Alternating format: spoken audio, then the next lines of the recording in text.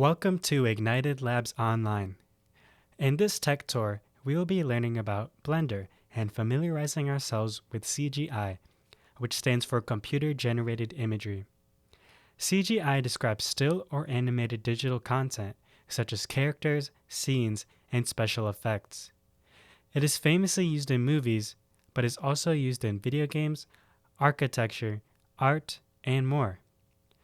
To make CGI, people can use Blender, which is a free and open source software. Blender contains the full CGI pipeline, from modeling and animating to compositing images and editing videos. Let's take a look at some example blend files. In this example, we can see a stylized animated character that can express a variety of emotions and poses. This character was sculpted. In contrast to traditional 3D modeling software where you dimension geometric shapes, Blender allows you to 3D model more naturally by deforming ambiguous shapes, as if you were sculpting with clay.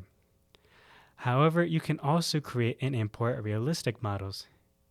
In this file, we can see a classroom scene with accurate textures and lighting. Here's what the image looks like when rendered. In addition to lighting, Blender can simulate physics, water, cloth, hair, and more. For more example files, including the character and classroom shown, visit the official Blender website. Speaking of classrooms, Blender has enormous potential to be used in classrooms. For example, teachers can make informative images, and students can make animations for presentations. At IgnitED Labs, we have top-notch computers that teachers and students can use to run Blender at high speeds. If they need any help or want to learn how to use Blender, a lab employee will be happy to assist.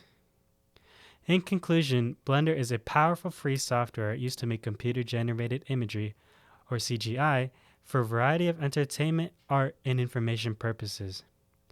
Thanks for watching this tech tour with IgnitED Labs Online, and feel free to visit us in person at Arizona State University. Check out our website for more details.